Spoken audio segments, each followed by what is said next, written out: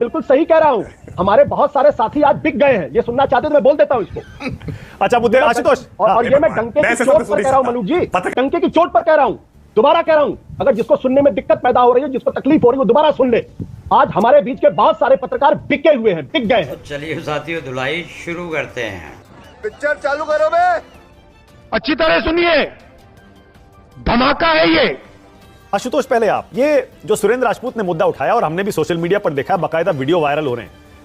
Media हमारे जो साथी हैं, रिपोर्टर हैं, जो एक मोबाइल फोन से संसद के अंदर शूट करने को मजबूर हो गए क्योंकि कैमरे बैन कर दिए गए। ठीक है, ये कदम क्यों उठाए जा रहे हैं? और आपको तो खुद एक्सपीरियंस है आशुतोष, पार्लियामेंट कवर करने का इतने बरसों बरस का। अब मोबाइल से भी शूट नहीं कर सकते, ऐसा क्यों? चलो भाई देखो अब मैं क्या करता हूं। इसका जवाब तो सरकार ही दे सकती, मैं तो इसका जवाब नहीं दे सकता। लेकिन एक पत्रकार होने के नाते मैं जरूर कहता हूं कि आजकल के सोशल मीडिया के जमाने में जब हर खबर वायरल हो जाती है तो कहीं ना कहीं सरकार को इस बात का डर होगा कि कहीं ऐसी छोटी खबरें वायरल होंगी और सरकार को नुकसान हो सकता है। अन्यथा तो मुझे कोई बात समझ में नहीं आती कि ऐसा क्यों किया जाएगा और किस लिए किया जाएगा।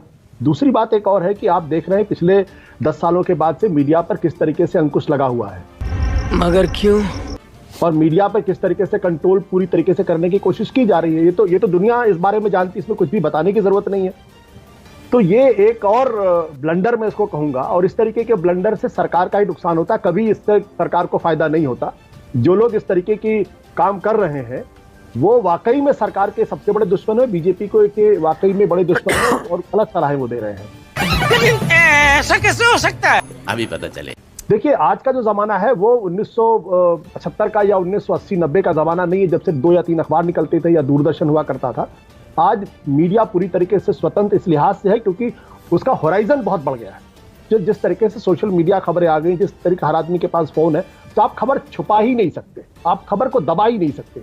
इसलिए क्यों इस तरीके से हरकतें की जा रही मुझे समझ में नहीं आता। मुझे तो वाकई में कभी कभी बहुत दया आती है कि वो कौन लोग हैं जो भारतीय जनता पार्टी का नुकसान करना चाहते हैं, इस तरीके से फैसले करवाते। क्या मीडिया पर कब्जा करके भारतीय जनता पार्टी को 2024 के लोकसभा के चुनाव में बहुमत मिला? क्या उत्तर प्रदेश के अंदर भारतीय जनता पार्टी अपने तमाम के बावजूद भी इंडिया गठबंधन से आगे निकल पाया? क्या नहीं।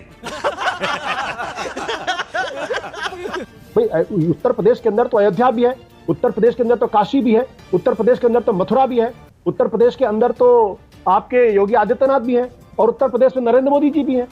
तो इन 5 बड़े कारणों के बाद भी अगर भारतीय जनता पार्टी वहां हार रही है तो उसकी स्वतंत्र तरीके से उसका चिंतन होना चाहिए, न कि मीडिया पे आप कब्जा कर। दुनिया में आज तक कोई मीडिया पे कब्जा करके, मीडिया पे कंट्रोल करके लंबे समय तक नहीं चुनाव जीत पाया है, ना लंबे समय तक वो राजनीति कर पाया है। हाँ, बात तो सही है। इसका नुकसान ये होता है कि इतिहास में एक बहुत खराब तरीके से उनका आकलन होता है और होगा, इसमें कोई दो राय नहीं। राकेश त्रिपाठी बोलिए जल्दी से।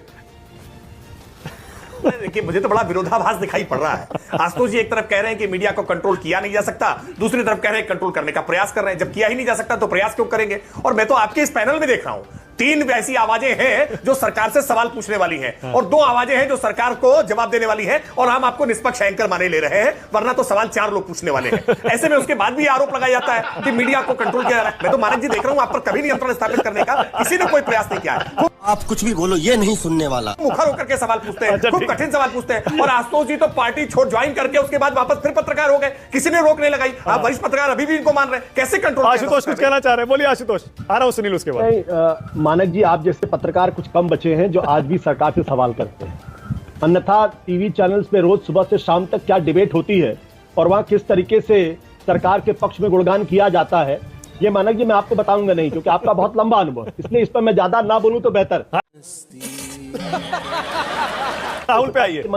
राकेश त्रिपाठी मंद मंद मुस्कुराते हैं, और राकेश त्रिपाठी भी इस बात को जानते हैं कि कैसे किसी भी चैनल के डिबेट के सब्जेक्ट को आखिरी मिनट तक बदलवाया जाता है, और यहां तक कि गेस्ट भी बदलवाया जाता है। और ये बात डंके की चोट पर दिल्ली में भी कही जाती है, ये बात डंके की चोट पर लखनऊ में भी कही जाती है, और राकेश त्रिपाठी जी की मुस्कुराहट बता रही है कि मैं सही बात कह रहा हूं। अरे बाप रे, ये तो धोती खोल रहा है। राहुल पे आइए। मैं राहुल गांधी के भाषण पर भी आपका रिएक्शन चाहता हूं। सब्जेक्ट भी नहीं जानता आशुतोष। मानक जी, आप क्या बहस करेंगे? मैं सब्जेक्ट भी नहीं जानता। आशुतोष जी अपने साथियों के बारे में क्या कह रहे हैं? मैं बिल्कुल सही कह रहा हूं।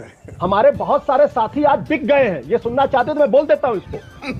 अच्छा मुद्दे आशुतोष, और ये मैं डंके की चोट पर कह रहा हूं मनुज जी। पत्रकार बिक गए हैं, सब अच्छा नहीं है। नहीं, मैं डंके की चोट पर कह रहा हूं, दोबारा कह रहा हूं अगर जिसको सुनने में दिक्कत पैदा हो रही है, जिसको तकलीफ हो रही है, वो दोबारा सुन ले। आज हमारे बीच के बहुत सारे पत्रकार बिके हुए हैं, बिक गए हैं। तुम चुल्लू भर पानी में जाके डूब के मर जाओ। थोड़ी मर्यादा रखिए। सच्चा पत्रकार बनना चाहते थे, नेताओं के दल्ला बन के रह गए। इसे 10 लोगों को फॉरवर्ड कीजिए, शाम तक अच्छी खबर मिलेगी।